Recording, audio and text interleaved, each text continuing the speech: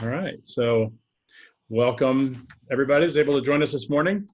Cheryl Adams with Rectify Partners and myself have been co-hosting these, putting on these Weathering the Storm workshops, really just to help the business community, just to give back to the business community and kind of help us through these different times that we're in. And unfortunately, Cheryl was not able to make it today. She had a family emergency, so she's at home taking care of that, but everything's okay. Just she's having to deal with that right now. So, but we'll go ahead and get started. So today's topic is about managing and motivating today's remote employees. And we've all been thrown into this world of, even if we worked remote before, it's still been different having to do everything remote. And a lot of companies and businesses are having a tough time with maintaining the employee morale and keeping people focused, making sure that things are getting done. The economic climate doesn't help with that, but having all the employees scattered everywhere has certainly been a challenge. So what we're going to deal with today or talk about today is how do we keep our employees motivated, connected? How do we kind of create that culture and even a technical environment where employees can succeed, and really look at the employee and our business from all aspects, from the human aspect, which is a huge part of our business, as well as all the way into some of the legal aspects that we need to be considering. So our speakers today are Corey Davis. Corey is the founder of a company called Days to Happiness, which sounds like a great business. Who wouldn't want days of happiness, right? So Corey is great. He's got a lot of experience in marketing and employee engagement and just really helping people be connected. And so Corey will be sharing and kicking us off here in a second. Roxy Feller is a life and business coach and really fantastic at being able to really help make that human connection and turning that into really helping you reach your business goals. And so Roxy is going to share some great information today on leadership and how we can really help our employees engage and move forward. Jim Dale is a labor and employment attorney with STOEL RIVES, and so Jim's specialty is in this space of how do you deal with the legal requirements of employees working from home and some of the pitfalls you maybe need to watch out for and look into. So, and then I will also be sharing. I'm a professional EOS implementer. My name is Brent Oetken, and what I'll be sharing about is how do you make your meetings at level 10 when you're in the midst of having everybody scattered? So we'll be talking more about that a little bit later. So we'd love to have questions. We're going to have some time here at the end for questions. So as we're going, you're muted and everything right now. So that's okay. Go ahead and just type your questions in the Q&A. We'll be looking at those and we'll be answering those here at the end. So. All right, without further ado, Corey, why don't you go ahead and kick us off? Awesome, thanks, Brent. So Corey Davis, founder and CEO of Days of Happiness, which is a next-gen employee engagement platform. Wanted to kick off, Brent, could we actually unmute everybody? And I'm wondering if there's a way, can we see like the gallery view to see all the attendees instead of just the panelists? Do you know if there's a way to do that? There's not with webinar. Okay. Cool. So we're going to unmute and we're going to use our voices, because sometimes when we do this, we do a thumbs up, but I can't see all of you. So we're going to, what I love to do is just get to know all of you a little bit. So unmute, and we're going to see how this goes. So I'm going to ask just a few questions, and let's rock and roll. So first of all, how many of you were born in Idaho? Just give me a yes or a yippee-ki-yay if you were born in Idaho. Yes. There's one. It's going to take a second for me to unmute them all. I can't, it's not like the regular. Oh, gotcha. You have to do it one by one? I do. Okay. So you can just even, just text as well, but either, oh, look at that. They're coming.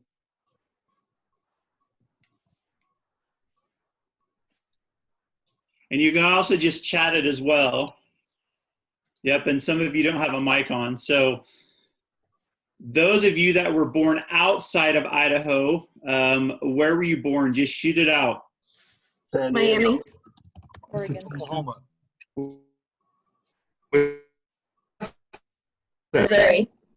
Texas. Washington. Love it. Keep going. There's a few more. San Diego. Oh, that would be nice to be in San Diego right now. Cool. So we had a few from Miami, Washington, Oklahoma, Colfax, Washington, and then we saw Yippee-ki-yay for those that are from Idaho. Awesome. I'm just impressed that you know how to even spell Yippee-ki-yay. I would not even be able to attempt that. Very As cool. an Idahoan, you must know how to spell that. Oh. Awesome. I'm a California boy, so I came to Boise about 6 years ago. So next question. What is your favorite food? So here are your choices. If you had to choose between Mexican, Italian, Chinese, or I'll throw in Thai food because that's my favorite. What is your favorite food? Yell it out. Italian. Thai Mexican. food. Hi. Mexican. Thai food. Italian. Mexican. Mexicans winning. So like 60% Mexican, a few Thai, and then Italian. Okay, awesome. Now, on the business front, I'm actually curious. This is just fun. How many of you shaved this morning? So if you're a guy, how many of you shaved? If you're a girl, how many of you shaved? Give me a yes if you shaved this morning. What's the point? Yeah. Well, I did not shave this morning, so it's just kind of fun. So here's a thing on the business front. So how many of you have at least, let's see, just to get a feel for the attendees, how many of you have at least 20 employees at your company? I do. I do. I do. Okay. How many of you have over 50 employees at your company? I do. I do. I do. Okay, so we have a few. Do we have any that have over 100 employees? I do. Okay. What about over 500 employees? I do. Okay. And then do we have any over 1,000 employees? I do. Do that. Okay. All right. So we have the majority in that 20 to 50. We have some in that 50 to 100. And then we have a few in that 100 to 500. And then we have, it sounds like one or two over 500 employees. Awesome. So with all that being said, I'm going to dive in and just share 3 tips that you guys can use right now to help your employees be engaged. So I've been running, studying, doing employee engagement for the last 10 years. And so Gallup organization did a pivotal study on employee engagement. So 30 million employees over 20 years. And they studied what % of employees in the US, and they also did outside the US as well, but let's focus on the US, what % of employees in the US are not engaged at work? So I'm just gonna ask, how many of you think that percentage is over 30%? Yes. Most likely. Yep. What about over 40% are not engaged at work? Yes. What about over 50%? Any takers? Yep. Okay. 60%. Any takers? Yeah, 60%. Okay. Let's see. What about over 70%? So 70% of employees are not engaged at work. Any takers? Yes. Yep. Okay. What about over 80%? No takers. Okay. So you guys are right on. It's actually in the US, it's 68% of employees in the US are not engaged at work. It's interesting. Internationally, it's even worse. It's 85% of employees are not engaged at work. So pretty crazy. So when you think about that, 70, let's just take 70% because I'm a marketing guy, rounding up 68 to 70%. 70% of employees in the US are not engaged at work. So when you think about that in your teams, whether you have 20, 50, 100, 500, or over 1,000 employees, you can kind of do the math there to get an idea of how many are non-engaged at work. And so especially during these times when we're working from home, the crisis going on, the worldwide pandemic, that is even higher than 68%. And so here are 3 tips that you guys can use right now to help your employees be happy and engaged at work. So the first one, everybody take out your cell phones. And I can't see if you're doing this or not, so I'm just going to trust you. And if you can, show it. So take out your cell phones, and I want you to start typing this text message. I think you're awesome. Just wanted to let you know. So everybody, Jim, I'm curious who you're going to text. So just start texting this. I think you're awesome. I just picked on you, Jim, because you're the only one I can see. So, yep, just on your phone, text. I think you're awesome. Just wanted to let you know. And so as soon as you type that, then in the 2, who could you send this to? So just choose anybody that you would want to send this to. And then as soon as you figure out who, then just customize the text just so it feels genuine and personal from you. And then as soon as you click send, give me a thumbs up, even though I can't see all of you. So I know when you're done. And I'll give you just a little bit to send that out.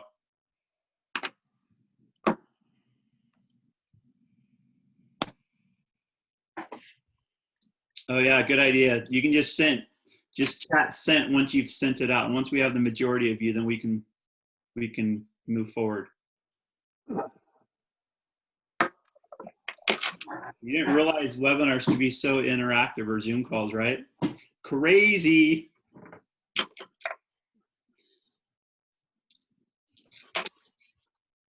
All right, so while you guys are finishing sending that out, who did you send it to? Either say it or just chat it. Who did you send the text to? Anna and Justin. And who are they? They are managers with me. Awesome. Okay. So some of your coworkers, managers. And Okay. owner. And owner. Awesome. Okay. And then Jennifer said her employee. Yep. So her only employee. Awesome. Who else did you guys send the text message to? I sent it to our management team in Costa Rica. Wow. That's awesome. How many are in the management team there? 7. Yep. Awesome. So one of you said to your peers, to an employee. Okay. So I just have to share a quick story. So I was doing this one time. So I'm in front of 70 people. We're rolling out this employee engagement program. And I love just to take a minute to do this, where we get so busy and just to recognize just the good in someone else. So standing up on stage, and I asked them, once they did all this, actually, when we're in person, I have everybody stand up and take out their cell phones. And then as soon as they click send, then they can all sit down. That way, everybody sends out a text message to someone. And then I ask them, who did you send the text message to? And they say, my coworker, my roommate, my colleague, someone at work, my spouse, etc. And I'll never forget, this one gentleman raised his hand and he said, I haven't talked to my dad in 3 years, but I felt like I should just send a text to my dad. And so this is in a business setting, 70 people in the room. They all just started clapping like, oh, that's so cool. And so I'm up on stage. I just heard this and I continue my presentation on employee engagement. And then a few minutes later, this gentleman raises his hand and he said, I got a text message back from my dad. And everybody in the room's like, what? What did he say? What did he say? So he ended up reading us the text message that he got from his dad. And it said something like, son, your text message meant the world to me. Sorry, I've been a crappy dad, but I want to figure out how we can talk. And you can just see when that happened across the room, it was just a different feeling where you had CFOs, CEOs, sales managers across the board. But at that point, life just got real. And realizing that we're all part of business, but just to take a minute to just recognize the good in others. And in this case, a son just saying, hey, Dad, I think you're awesome. Just wanted to let you know. And it was through those little things that there was actually an energy, a feeling, and just helped me realize that business needs to be personal. And so that's one of the things that we can do as business leaders to just help with that. But this is where you guys know this. When you're standing in front of a lot of people, sometimes you don't always know exactly what you're going to say. And this just happened to me. I'm on stage in front of these 70 people, and I just witnessed this. And then this is what I ended up saying when I just saw this father and his son come together. I'm like, you guys don't know me very well. You actually don't know me at all. You don't know me personally. And you don't know that I lost my dad when I was 1. And do you know what I would give right now to just get a simple text message from my dad? I would do anything just to pull out my phone and see a text that says, hey, son, I think you're awesome. I was thinking about you. And for someone that didn't grow up with a dad, and my dad died when I was 1, and just these simple things that we sometimes take for granted, they mean a lot. And so tip number 1 is just take a minute to just compliment someone else, whether it's a coworker, a family and friend. And during these times, this is when it gets real and lives change. And just to take a minute to do something that's personal. So there are some times when we've done this that people actually now set up reminders on their phone to just do a reminder that says, hey, compliment someone or just recognize something. So that's number 1. Number 2, this is actually around a whole do-it-yourself employee recognition system. So you guys can do it yourself, and I'll give you a tip on how you can do something around this do-it-yourself employee recognition. So this is something that all the leaders could do as well, and it's something that really helps during these times. So what you can do, you can also use your cell phone, and you can create a quick selfie video recognizing another employee. So let's say Bob works at your company. You create a quick selfie video that says, hey, Bob, I was thinking about you. I just want to thank you for being such a hard worker. You did an awesome job on that project. And I really feel like you are just a key member of our team. Video, and then you can email it to that employee. And if you have your leaders do this on a regular basis, you now have a do-it-yourself employee recognition system. So when Gallup did all their study, they found that employees need to be recognized or praised once every 7 days to stay engaged. And especially during these times when we're all apart from our teams, that employee recognition actually becomes even more powerful. And so then the last one is tip number 3 is that employees need to feel like their opinions matter, where we all have ideas, and it's not so much the idea, but it's to be validated that our opinions matter and our opinions count. So here's the last tip, and then I'll turn it back over to you, Brent, and keep this thing rolling. The last tip is that send out an email to your whole company that asks this question: what is one thing we could do better as a company during this crisis? And you can actually give 2 options. One is you could have them create their own selfie video and send it to you, email it to you.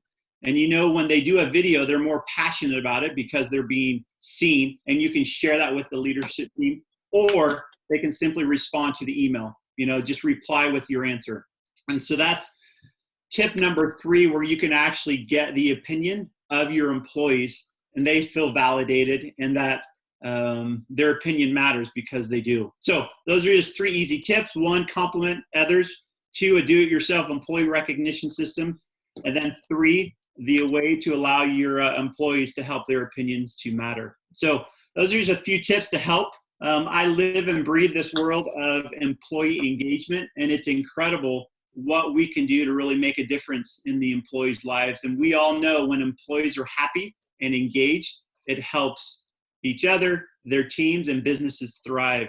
And it's a cool stat where when employees are engaged at work, average profits go up 4 times. And so employee engagement is key.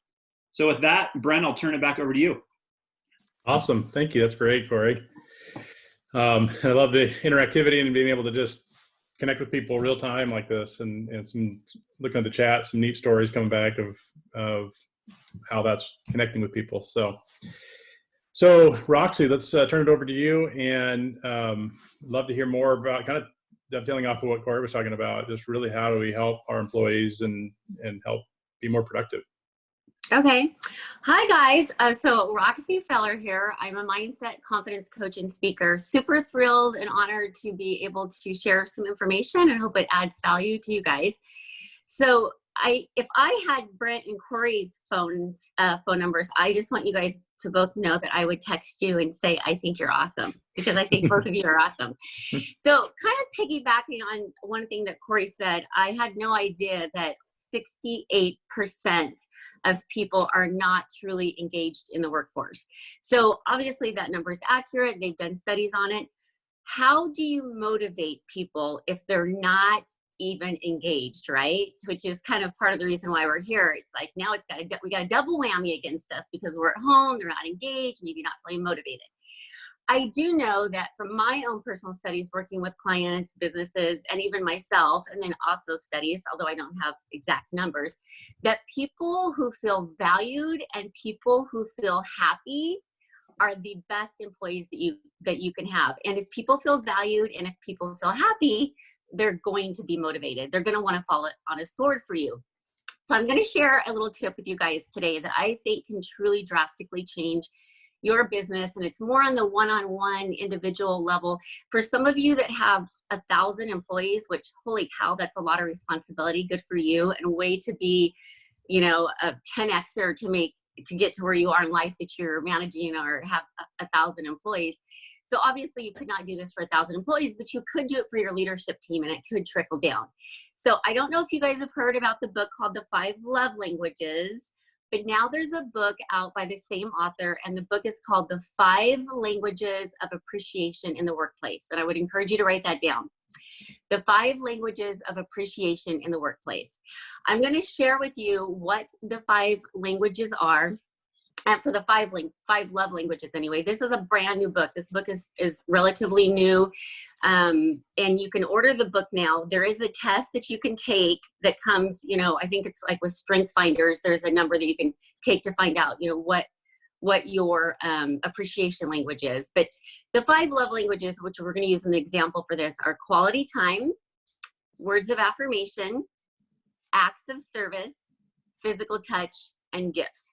And the reason why they kind of, I think, went in and changed this book a lot, obviously for the most part, I think was the physical touch in the workplace, which, you know, we don't want to so much encourage that.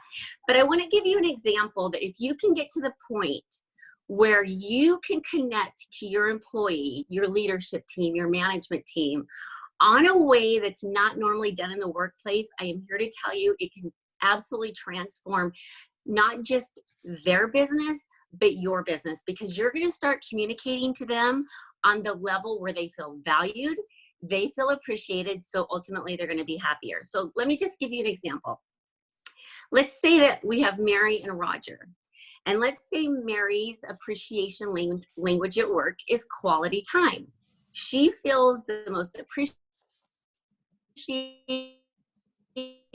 she feels honored, valued when her employer or her boss is spending quality time with her. Now let's say Roger is a words of affirmation guy. Roger feels the most valued and the most, you know, happy and honored when he's getting positive praise back from his employer.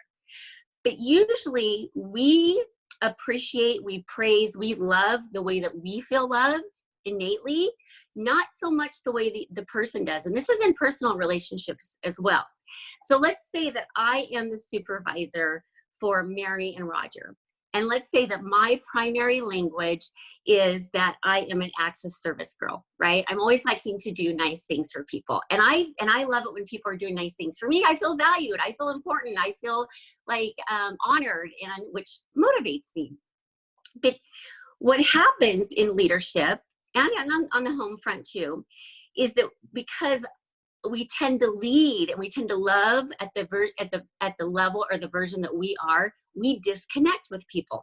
So if Roxy is the manager and she's the leader, she's the owner of the company, and she's an access service girl, and she feels the most valued when people are doing nice things for her, she's innately going to be that way to people.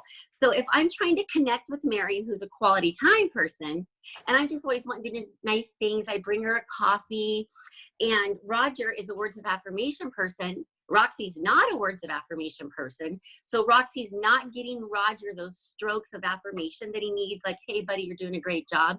There's going to be this disconnect because Roxy, even though she's this great manager and she's a great leader and she's showing up for people, there's still a disconnect.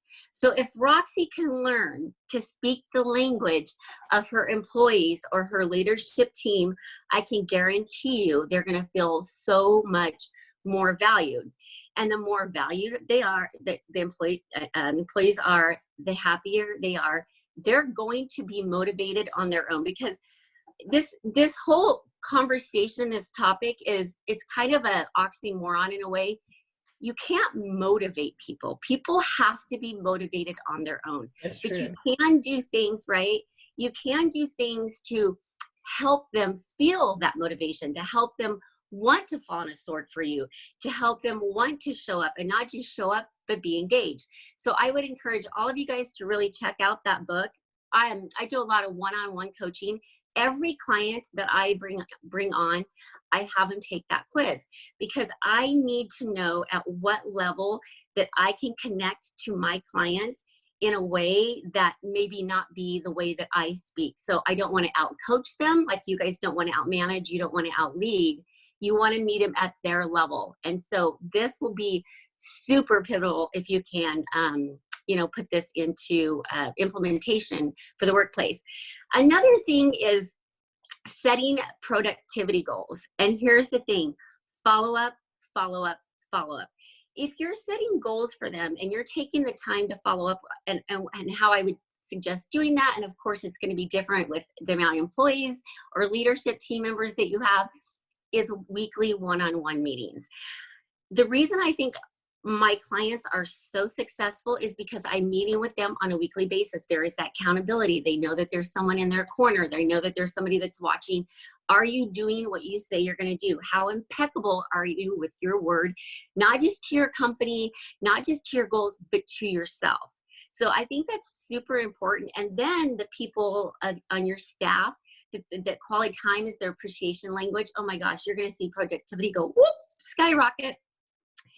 The next thing is, how accessible are you to your team?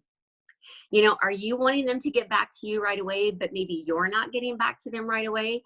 I know that, I've owned my own businesses. I've been in leadership teams where I've managed hundreds of people. And it's so easy to get into a mindset that it's like, oh, I'm just so busy. I'm just so busy. I'm so busy. And we're not necessarily responding to them at the level that we want them to respond to us. So are you showing up to be the type of leader that you would want to be led by? And how accessible are you to your team? And it goes down to the goal, that age-old rule. Are you practicing what you preach? Are you walking and talking your talk and your walk? So setting productivity goals, weekly one-on-ones.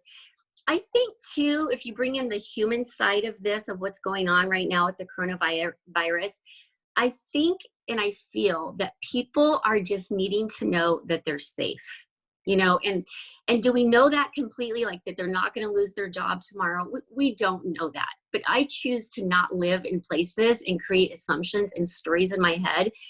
And I would encourage you not to do that with your team members. If there's any kind of fear, do your very best, because they're looking at leaders. They're looking at you to say, everything is going to be fine. Everything is going to be good. Just keep showing up. Just keep doing what you can control. And what you control is how diligent you are with your work, how motivated you are, putting in great practices, being disciplined, because you're going to have to be disciplined now more than you ever have before, because there's so many distractions at work, right? They've got their children. Now you're cooking meals that you didn't have to cook. All of a sudden, I'm like this cook. I feel like freaking Betty Crocker these days. I'm Martha Stewart. I'm cooking more than I ever have before. But helping them be, getting systems in place. I had one client that I worked with, her little kindergartner was driving her crazy. She wasn't getting work done. And so my whole coaching session was helping her set up her child for success. So are you doing some things like that in leadership? we're going to have to take a little mental shift right now with all this quarantine stuff going on, because it's not just so much about the workplace, but what's going on in the home place. So maybe if they know that you care about what's going on in their children, or, there's so much going on with children and they're usually, shoving them off to school, your conversations, I would invite you just to be open-minded and understand the conversations now are going to be much different than what they've been in the past. There are going to be a lot more home conversations that you may need to have and engage in. And then I would also say, just let them know, it's easy to assume this stuff, but really share with them from your heart. And you're all servant leaders, I know you are. Share from your heart, we are in this together. You have their back. Right now, I don't care if you're a 50, 60-year-old woman, you work for somebody, you work for a company, your leader, your boss, the owner of the company says that to you in maybe a way that hasn't been said, I would almost guarantee you every person's going to go, they've got my back. And that right there would create more motivation. So I hope that adds some value and helps you guys. And yeah, good stuff. Great. Thanks, Roxy. That's awesome. Yeah. Yeah, this whole thing is so multifaceted, right? There's no one size fits all. There's no magic pill. There's a lot that goes into this in terms of just some simple things that you can do to help people feel better, feel more confident, ultimately be more productive. But really what we're trying to do is meet them where they're at and help them be people. Right. I work with a lot of business owners as well. And what I found is they all care about their employees. They all want them to be successful. I haven't found one yet that's the typical Scrooge McDuck that all he wants is the money and doesn't care about the people. And so that's why we wanted to be able to have this conversation today, is to give everybody some practical tips and tools and things that they can use. It doesn't cost any money. It's very easy to implement and can make some huge gains. So that's fantastic. So, and I just want to add one thing. Thank you, Brent, is that the conversations going forward, they may, like I was saying, they may have to be more on the home front, personal conversations. We're not used to always bringing the personal lives into the workspace, but if we can be somewhat flexible about that, somewhat, adaptable to that different little shift in mindset, I do think it will help the, just the people that are at home and know that, that their bosses and employers aren't like, drive. And I'm not saying anybody's doing that, but I do think the conversations are going to have to shift a little bit. And it is going to have to be a little bit more personal than it ever has before. Exactly. Cool. Well, I wanted to share a little bit about some practical tools on how to help your meetings become a lot more effective. So what I find is that when I talk to business owners prior to having to send everybody home and work from home and all that, the average rating of a meeting on a scale of 1 to 10, 10 being best, is somewhere between a 4 and a 6. And so I would encourage you just right now, think about your internal meetings as you're looking at how productive your meetings are, how effective your meetings are internally. On a scale of 1 to 10, where do you fit? Do you fit in that 4 to 6 range? Some people are in the 1 to 2 range. Other people are, 7 to 8. What we found is that as people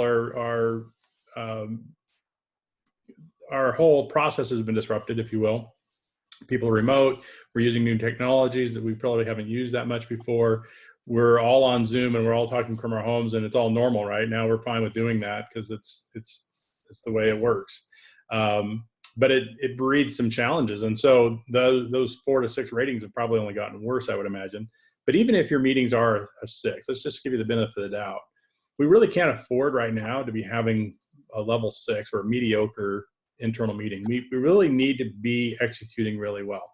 And what's going to be happening is, as the stay-at-home order lifts and we start moving back into our businesses, we're going to have to be able to react quickly, and we're going to have to be able to react very smart. And we're not going to have the luxury of just kind of the trial and error and some of the slop that is normally part of our day-to-day operations. So on the 5th, we're going to be having another workshop on ramping up and how do we get our businesses back online and really running really well. But there's things we can be doing today that's going to be helping us put the pavement or the groundwork for that. And so what I'm going to do is I'm going to share my screen here. And let's talk about how do we make our meetings a level 10. So this is all based on the book Traction, or the Entrepreneurial Operating System. And basically what it does is it takes your business and looks at it from 6 different components. There's 6 different parts of your business that you really need to get strong in order to be able to execute really well. I'm going to peel out a couple of different nuggets from this model and from these tools that are going to really help us hone in on getting our meetings up to a 10. So the first thing is there's 5 key elements to having a great meeting. You need to have this meeting the same day, the same time. It needs to start on time. It needs to end on time, and you need to use the same agenda. And why this is important is because it kind of speaks to what Roxy was talking about, is you have to give people that confidence that we're in control, we're working on the business, and we're not letting the business run us. And so what we want to do is make sure that as a leadership team, we're coming together and we're having the same weekly agenda. And so the agenda there on the right is a little bit small. You may not be able to see it too well. I'll send you some additional resources. There's a companion ebook that's going to be coming out after the webinar today, and it'll have information on this as well as where to get more information. But looking at that, basically what we're talking about is we're going to take a 90-minute meeting and we're going to make it a very, very effective meeting. So when we say a level 10, we want you at the end of this meeting, if you were to rate this meeting, we want you to be at a 10. 8 to 10 is what we're shooting for. So the start of the meeting is to open up with a segue. Just get connected as individuals. Just share a piece of personal good news as well as a piece of business good news from the last week, and just connect as people that we're all working together to try to create something great here. Next, you want to look at your scorecard. And what we want to do here is just reporting only. And so real quickly, I'm going to show you the scorecard. It's very, very simple. Basically, what you're looking at is you're going to have who owns a measurable, what the measurable is going to be, and then what that goal is for the measurable. So let's say it's number of calls made or number of widgets produced, whatever the measurable might be. Who owns that? Who's accountable for that? What's the goal for that? And then let's just keep a 13-week running total of what those numbers are. So for the purpose of our level 10 meeting, what we want to do is we want to be able to just report on that. So if we're in week 1, what's the number? Is it on track or off track? And the owner of that measurable just simply says on track or off track. They don't have any explanation. They don't get into a little diatribe about the number. They just simply report if it's on track or off track. If it's off track, then what we do is we just drop it down to the issues list portion of our meeting. And that's down here at the bottom under IDS. Same thing with ROC review. ROCs are just what we call kind of our term for quarterly priorities. So what are the big things that need to get done this quarter? And let's stay focused on that. And so we just report, are we on track or off track? So Corey has his ROCs, let's say, and he just reports, I'm on track with this ROC or I'm off track with that ROC. Roxy does the same thing. Jim does the same thing. Any off-track ROCs, we drop them down to the issues list. Next is customer and employee headlines. So how are things going? Good and bad reports on our customers, employees, even our suppliers. And then anything that we need to discuss further, we just drop that down to the issues list. So we don't get into a discussion about whatever the issue was. We just drop it down to the issues list. The to-do portion is just your 7-day action items. So what we want to do is when we get to this section, is we just want to report on what's done and what's not done. 90% of all these to-dos should be coming off each week. And again, we want to stick with the same cadence of reporting. Just is it done or not done? We don't get into a big explanation of, well, I was almost, or I could have, or whatever. It's just it's either done or it isn't done. And then we drop that down to the issues list. So that takes about 25 minutes of your time. From there, you have 60 minutes to what we call IDS, or solve the issues that you have in your company. And so the way we do that is we just have our list of issues. We just have them all written out. And then what we want to do is we want to look at this list as a leadership team and just take a few minutes, or actually just a few seconds. It only takes about 30 seconds. We want to go through and we want to prioritize this list. And so looking at the list, which one's number one that we want to address, which is the second priority, and which is the third? Just pick 3. And then what we want to do is we want to take it through IDS. So IDS stands for identify, discuss, and solve. Now, if you've ever been in a meeting before, you can, in fact, if everybody's got their mics off, which is of these 3 do we typically do when we get to a meeting? Discuss. Yep. Yeah, we discuss the We heck out don't of solve. Mm-hmm. Yeah, we just get on tangents. We start talking about things. We just kind of get, how many meetings have you been in when we start talking about issue number 1, and by the time we're done, we're talking about something totally unrelated. It's 3 tangents away from the original issue. So what we want to do is we want to really focus in on the identify portion, right? And so what is the real issue? And so somebody needs to be able to say the issue in a sentence of what the issue is. And then the rest of the team can say, well, I don't know that that's really the issue. I think this is the issue. And we can refine down what the real issue is. Once we refine down to what the real issue is and we agree on that issue, what we might find is we might start pulling out other issues because there's maybe multiple issues in this one issue that we're talking about. That's okay. Just put those on the issues list. Deal with the one that we want to address right now. Then we discuss it. Everybody says what they need to say one time because more than once you're politicking. So we go around the table and we start discussing it, right? And what needs to be happening. What do we need to do to solve this issue? Once we've done that, then we can move to solve. And solve is usually pretty fast. Once we've discussed it, we pretty much know what we need to do. It typically ends up being a people issue that we may have to address, but it could be any number of things. It could be that Jim's going to go make a call to the supplier, or Roxy's going to have this conversation with Betty, her direct report, or whatever it might be. That's a solution. And then we take that and we put that on the to-do list so that we make sure that that gets done by next week. So let me, I'm going to jump back here to the level 10 meeting agenda. So we've spent 60 minutes working on that, just solving issues. So we go through issue number 1 and we solve that issue. Once it's done and we're solved, we move on to issue number 2, go through the IDS, issue number 3, so on and so forth. Once we've done 3 issues, go back to your list of issues, pick number 1, pick number 2, pick number 3, and start all over again. You may some weeks get through 1 issue. Other weeks you may get through 15 issues. It really isn't important as much as that you're solving issues as a team, and you're really focusing in on what are the issues in the company, what's really holding us back, and then how do we solve those issues. So see, on this agenda, we didn't get caught up in getting into tangents talking about the scorecard and the rocks and the customer employee headlines that we can so often do, and we can end up just making meetings that could have been an email, right? We need to know that stuff. We need to have the reporting, but we can cruise through that really quickly. We can stay connected. We can keep all the circles in the business connected without everybody overlapping or people being disconnected. And right now we have a problem with people being disconnected because we don't have that proximity like we normally do. We can't just bump into people or have those sidebar conversations. So not that those are super great in the first place, but that's what we're used to, right? So this allows us to stay connected, allows us to solve issues, and really move the business forward.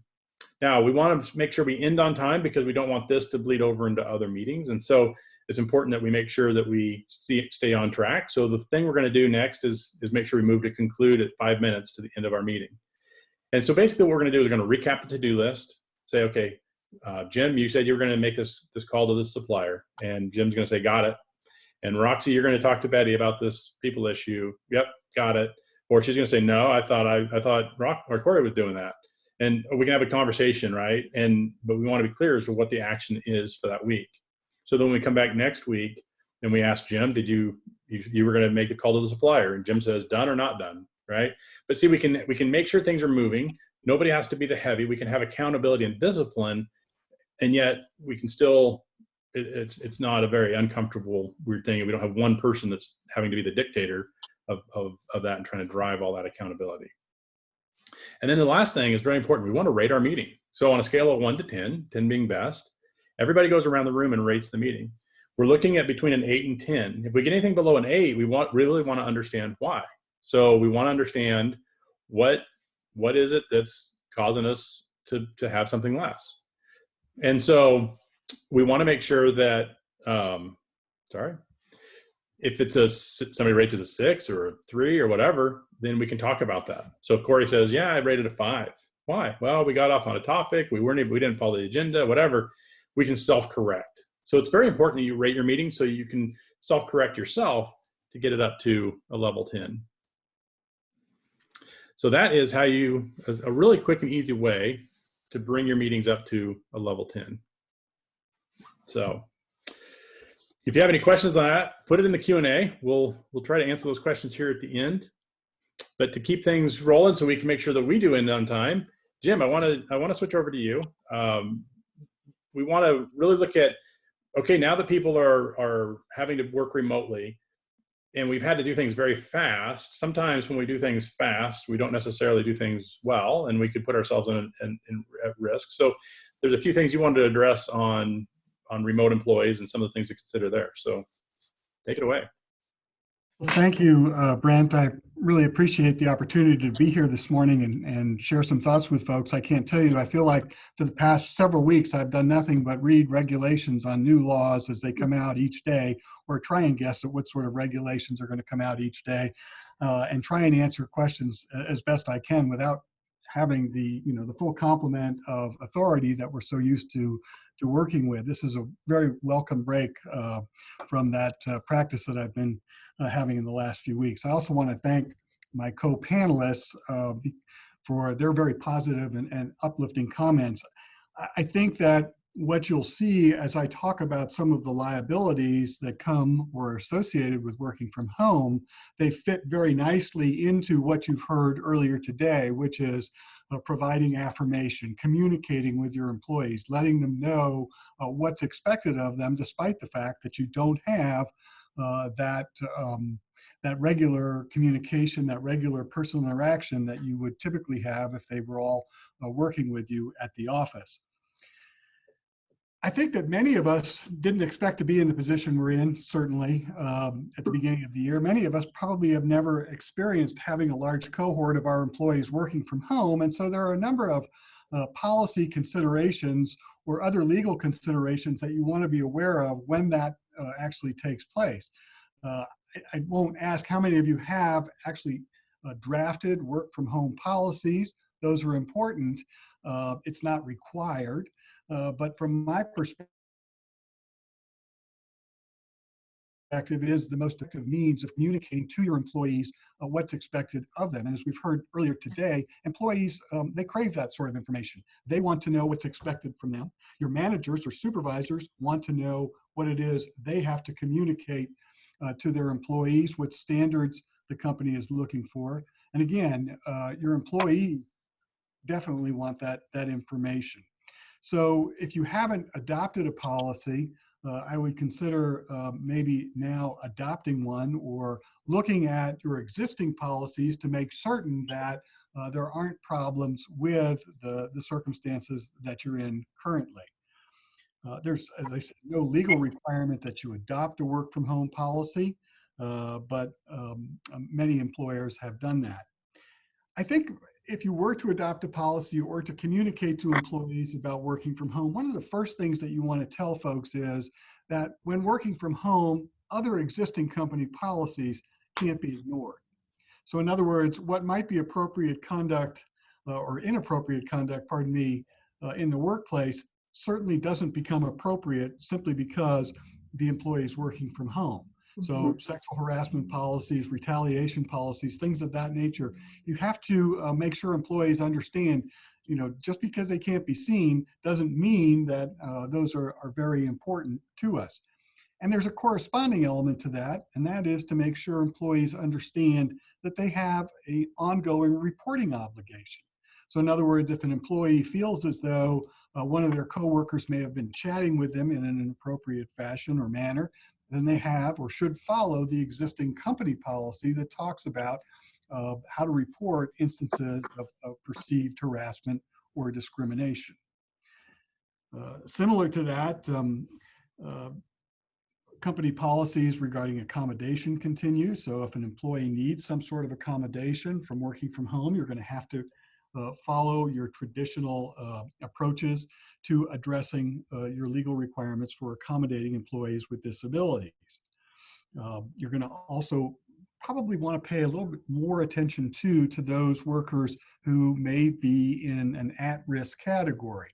That's something we're starting to get questions about on a more frequent basis, is do we have an obligation to treat some of our at-risk workers a little bit differently than others? And so that's something that you'll want to pay attention to as you look at your work from home policies, and of course other leave policies that are in place. In addition, you're going to want to make sure that if you're taking advantage of some of this new legislation, the Families First Law or the CARES Act, whether or not working from home will have any implication on your ability, for instance, to receive some sort of loan under the PPP. There is, I think, another issue that I've seen come up in working with clients who have a large number of employees working remotely, and that is the obligation to continue to adhere to safety requirements. If you have a policy that says, look, folks, you can't sit for extended period of time, you need to get up, you need to move around, you want to make sure employees are following that. So if an employee has an issue, they should be, looking to what the safety policies of the company are. Similarly, if they have an injury at work, then they should be reporting that sort of injury as well. Of course, with employees working from home, one of the first things you've probably done already is to check and see whether or not this has any implication on benefits that are available. If you haven't called your insurance broker, your benefit provider, to ask, with employees perhaps working less, are they still going to retain the coverage that our group health plan, for instance, might provide? You want to make sure that that information is in place to allow you to avoid problems down the road if an employee thought they were covered and in fact they were not. I think you'll find that most of the insurance companies are very accommodating lately in this respect. The biggest issue, I think, that from a legal perspective that comes when you have employees working at home is in the timekeeping arena. Now, most of you are familiar, of course, with the fact that there are two general classifications of employees. There are non-exempt employees and there are exempt employees. The non-exempt employees, of course, are the individuals who are paid on an hourly basis. Those are the employees who receive overtime if they work more than 40 hours in a work week.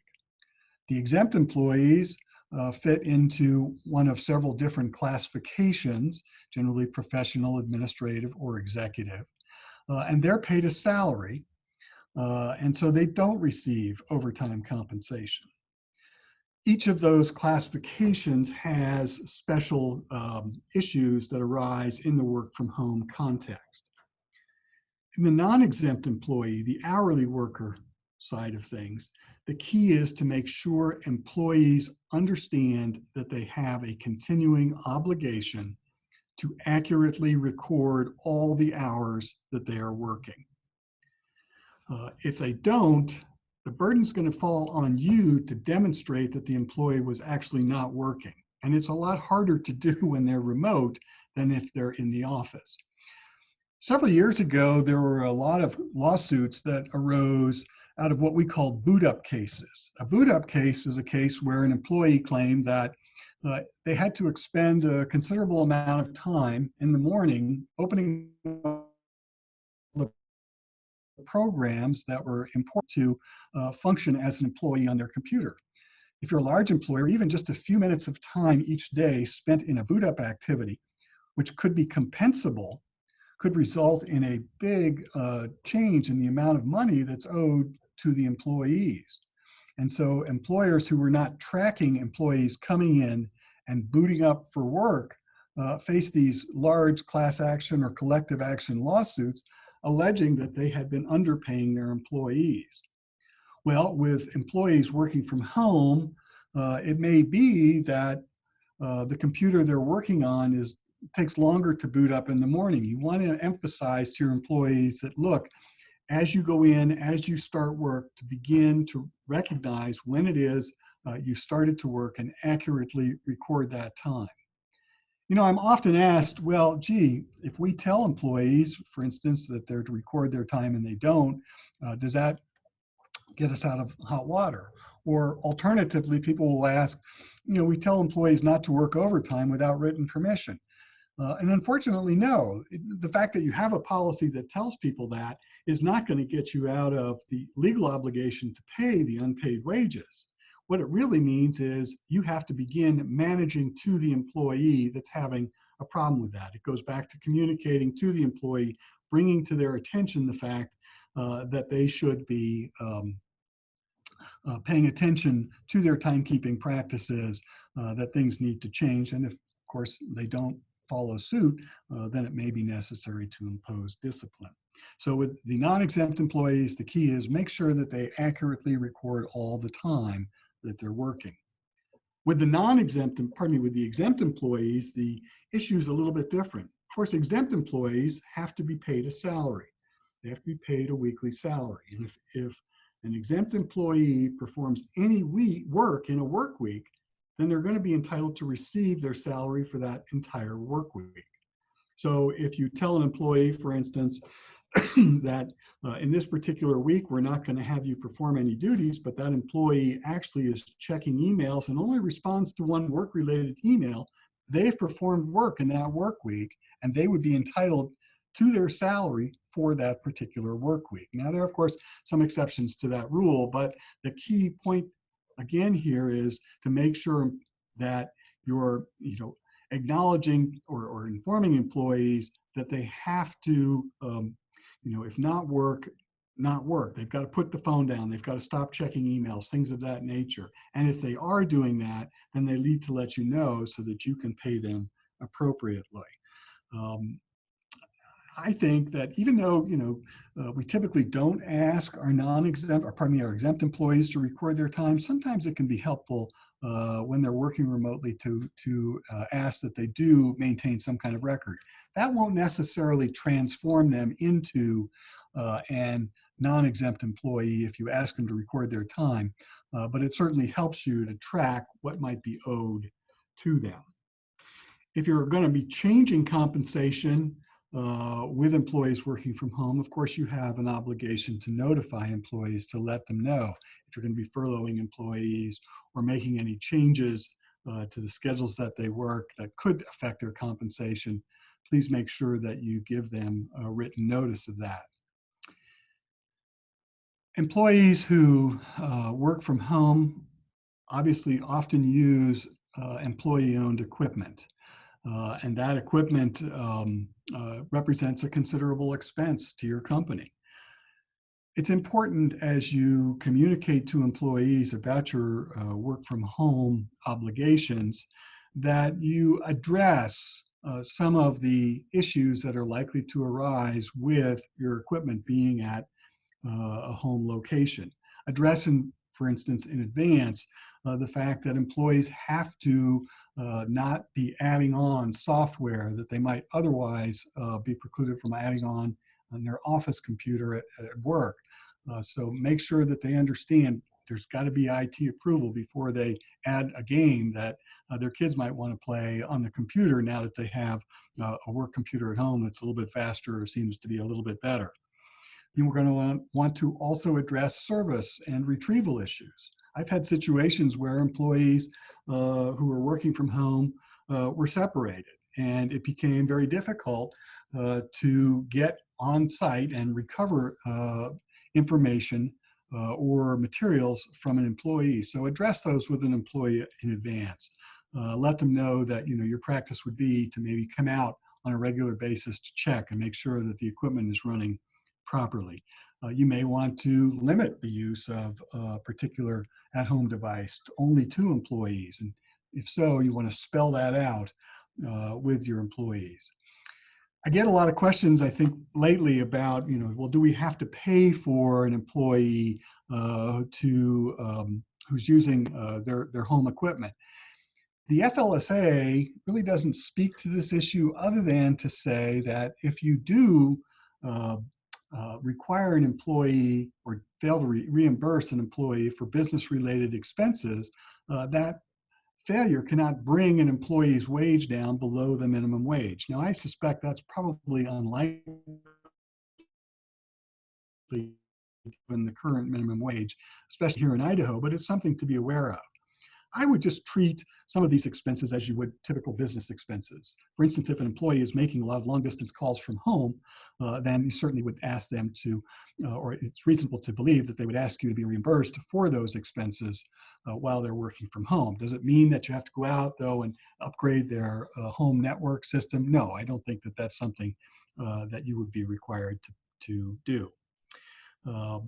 If you are going to withhold amounts from an employee, of course, you're going to need written authorization before you do that. One other area that seems to come up a lot in a work from home context is the notion of privacy and security. Obviously, you're going to want to make sure that there are privacy and security considerations taken account at the time you develop the work from home policy or implement it. You may want to inform employees that there are certain sorts of collaboration devices they shouldn't use, like Zoom. There's been a lot of attention about that lately in terms of who can use Zoom, who can't use Zoom, what are the security implications of that. But you may want to address whether or not employees, when working from home, can use an unsecured Wi-Fi location. I don't think a lot of folks are hanging out at Starbucks these days doing work, but the reality of the situation is you want to make sure that they understand that if they're going to be working remotely, it has to be from a secure location. One area that I want to have folks pay particular attention to is protected health information. If you have employees at home who have access to protected health information, you want to make sure that they afford that information the security that it deserves as if they were in the office. You don't want them printing out, for instance, somebody's medical records or medical information and leaving it on a desk at home where it can be seen by other members of the family. So I think it's worthwhile to call that out specifically with your employees who do have access to protected health information. Of course, too, you want to make sure that if employees are working remotely, that they're not violating any laws by working on the cell phone while they're driving, things of that nature. It ties back into the safety comments that I had earlier on. One other quick comment that I would pass along, and I think this ties in with some of what our earlier presenters discussed, and that is checking in with employees. The fact that the employees are working remotely, you don't want to let out of sight equal out of mind. And so I think it's worthwhile to periodically call into your employees, check with them, make sure that their working situation is acceptable to them. Remember, happy employees tend to be the employees that don't sue as often. The other thing that you want to keep in mind is at some point in the future, you're going to need to do a performance appraisal or evaluation of an employee. And you don't want to be sitting there saying at the end of the year or at the end of the evaluation period that there's this big block of time when the employee wasn't in the office and you don't have the feedback that you might typically have if the employee were there with you. So you're going to want to use that opportunity to communicate with people to really start thinking about the performance evaluation, the appraisal process going forward. I think that with working from home, there are going to be attendance, there are going to be performance management issues that you're going to need to address. But by communicating with your employees, you'll hopefully put some of those issues to rest and or reduce the potential that some of those issues could come up. And then last but not least, I think it's worthwhile to remind employees to be maybe a little bit more careful about their work product. I think it's helpful to remind them from time to time that, yeah, you're working in a different environment. You may not pay as close attention to the email that you're sending to somebody as if you were in the office, or there might be distractions at home. I mean, I think that's probably the biggest concern I've heard from folks who are working from home is there's so many distractions while you're working at home. And so you want to make sure that employees understand they should perhaps be a little bit more careful about the sorts of work product they're putting out, just to make sure it's to your standards. So with that, I will end my presentation. Unfortunately, I have to end it with just a disclaimer to say this is general legal advice and you should consult your lawyer with specific questions. Thank you, Jim. Thank you for that. Awesome. Well, this has been great. I've learned quite a bit myself. So this is awesome, and I had the opportunity to talk to everybody beforehand. So what I would like to do is point you out to a couple things. So I sent in the chat that you're going to be receiving an ebook after this. So if you don't see that here by the end of the day, check your spam folder, make sure it didn't get caught up there. If you still can't find it, then email me directly, brent@prophetcreek.com, and I'll make sure to get you a copy of that. And then also, I'll just send this out. So next couple weeks from now, May 5th, we'll be discussing how to ramp your business back up once the stay-at-home order is lifted. And so even if you're still running strong, you're still impacted by all the stuff that's going on. So we'll be talking about some safety issues, some just best practices. Cheryl's been working with the governor's office and several state and city officials. We're going to be bringing a lot of that information to bear as well. So the speakers are yet to be determined, so I won't announce that quite yet, but should be some really, really good information, very, very timely information. And you can register at the bit.ly address there, Ramping Up Idaho.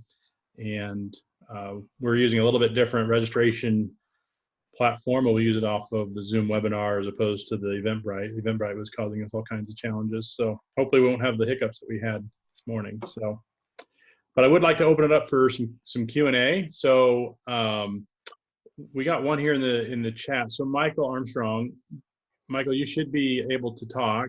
I'll unmute you there. I'm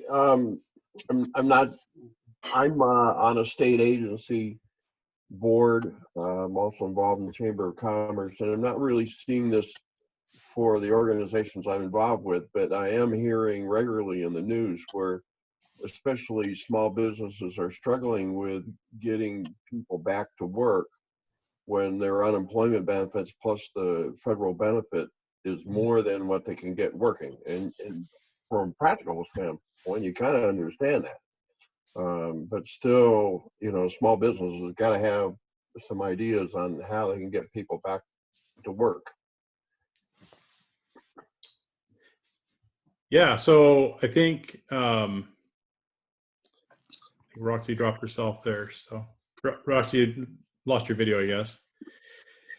I would say depends on the workforce. Obviously, at that range, it's going to be more of a labor. I'm thinking like some friends in construction, for example, that it can be really hard attracting employees and retaining employees, and especially when it's a couple dollars more an hour, especially that makes it very, very, very difficult.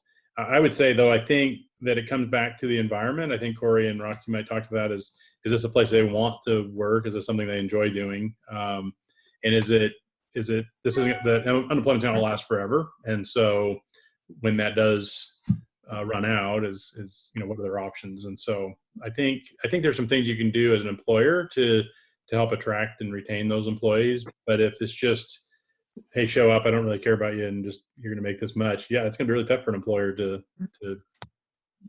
rehire those folks. Mm-hmm. Yeah, I agree. From a legal perspective, we hear that a lot, and I would just refer you to the Department of Labor regulations on unemployment that talk in terms of the fact that even though an employee may not have had work, they still have an obligation to be actively seeking work to be eligible to receive continued benefits. So the fact that they might be getting a healthier unemployment check than what they would typically receive, they still have some legal obligations on their part to be available to and actively looking for work, and if there's work available. Yeah, and I would just add two things to that. One is that it starts with the discussion around employees like to work for companies that have a bigger purpose. And that drives all of us, that it's more than just a job. So that's number one, is just to really figure out as a company, what is that bigger purpose and what's that bigger cause? Because we all want to be a part of that. Number two, yes, as far as just the short term, you may be getting more with the unemployment. But now is the time to figure out, well, where do you want to be in 6 months, 12 months, 24 months? And as companies focus on helping employees get to where they want to be in their career and that they're a part of that, it's a great time to start talking about that and to have those conversations, because that's actually one of the drivers of engagement, is that are we talking about it? Are we progressing? And are we having conversations about where am I going? And so, yeah, you know, here and now, you may be making a few more dollars with unemployment, but in 2 years from now, where do you want to be? And let's help you get there. And I think it's actually a great time to spark some of those conversations, because it's so much more than just the here and now. And you have that bigger look and the bigger purpose, that'll help as well. Mm-hmm. Great. So we've got another question here about having an example work at home policy. Go ahead and share your question. I don't know what your actual name is, but Oh, hi, this is Alana. Sorry. Okay. I was just wondering if you guys had any samples of it to share. I've looked online and seen the guidelines and stuff like that, but I didn't know if anyone had a good one that they would be willing to share.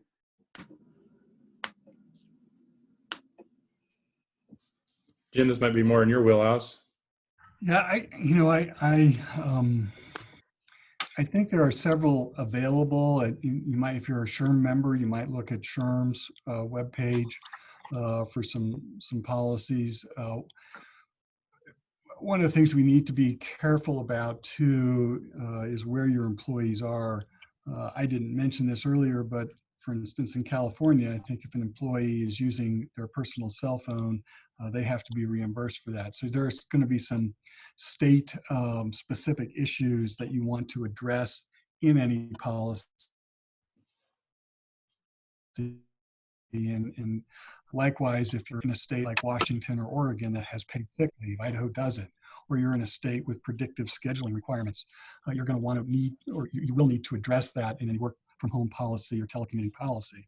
And so I'm reluctant to suggest that you use a cookie cutter. You're going to want to probably talk with your HR or legal department or legal folks about what would be best for you, what sorts of things you want to include. Okay, that makes sense. Thank you. And I would just like to add one thing about this conversation, and I hope it comes across the correct way with my intention, is that this could be a good time to weed out people, weed out different employees, because if it's just a difference of a couple $100, and you know that you've worked hard for this employee, you've given them benefits, you're a great leader, you're a great employer, and they're willing to bail on you for just a short amount of extra time for a few $100s, it may be actually beneficial in the long run. Yeah, it's well, let me share to that point, Roxy, let me share this wheel again. And if you look at the 6 key components, the one in the left here, the people component, is all about right people, right seats. And it's really about your business has to make sure you got the right people that are there to do what they need to do. And you're looking at that from both a structure standpoint. What do you need in the business to get what you need done in the business? But you also need people that fit your core values and fit who you are, and make sure that you guys are just compatible in that regard. And if you're not, you know it, and nothing ever works. They may be great at what they do, but they don't really fit your organization and what you're trying to do. And so they end up kind of tearing you down in a way. And so it's very important to get that clear. So I know Roxy has offered this, and we'll have this, I think, in the ebook as well, but feel free to reach out to her or to myself. We're doing 1-hour sessions. If you have a leadership team, I actually do an 1.5 hours with a leadership team. If you are just a sole proprietor and don't have any employees, or just under 10 employees, then we do an hour, and we can talk about those 6 components and what those mean. And then Roxy can also talk about really the great content she was sharing, and how to really connect with your employees and help them be strong and healthy. So let's see, any other questions? We got a couple more minutes left.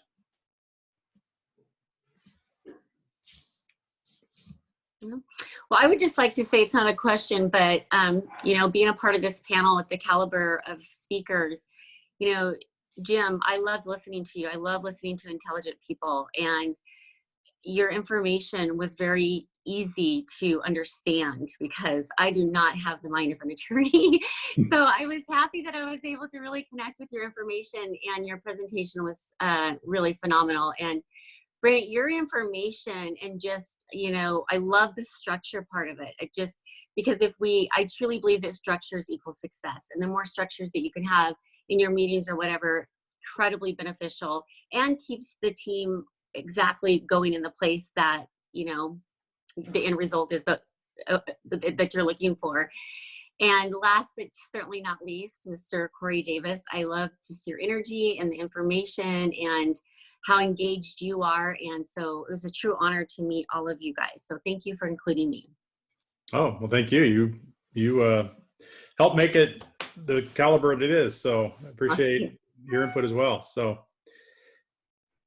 I Well, have great. one. Yeah, thank you, Roxy. Appreciate that. It's awesome to be, and just the leaders across the across Idaho as well. I have a question. Have anybody got any text messages back from family, friends, colleagues from the beginning? And if so, what did it say?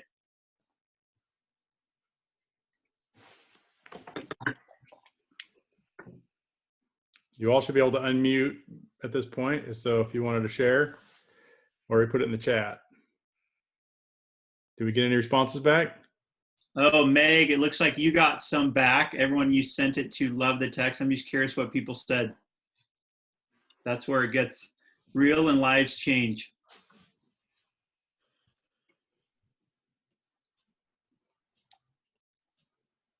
All right, we'll leave it at that. Everybody's quiet. Well, great. And sometimes it's personal. You don't want to share, which I totally get. It was fun. This one time, this lady came up and she said that her sister, then her brother, just cool little story. So I know there are fun nuggets out there. So thanks for being a part of it. Good job, Brent, for putting this all together. You're awesome. Thanks. You guys as well. We appreciate it. Hey guys, I was going to say, this is Daniel. I got a number of responses back on the text, but my favorite one was, thank you very much. We're here busting our butts, so we appreciate the text message. Yay. That's awesome, Daniel. Thank you. Yep. Doesn't that make such a difference? It's such a simple little thing, though, and it just, like to what both of you spoke about, Corey and Roxy, it just makes such a difference in people's lives, and they need that. And it's so easy to think, just bypass that. I agree. So, well, awesome. Well, these are intended to be useful. These workshops are intended to be very timely, give you information that you can actually put into action. So please take the information that we've given you here and put that in practice. There'll be the ebook, like I said, that will kind of come out with this. And then any questions, feel free to reach out to any of the speakers. We have their information in the ebook. So feel free to connect with them and go to a deeper level if you'd like. So, but with that, thank you so much. And we will catch you on the 5th. So thanks, everybody. Bye. Thank you. Bye, everybody.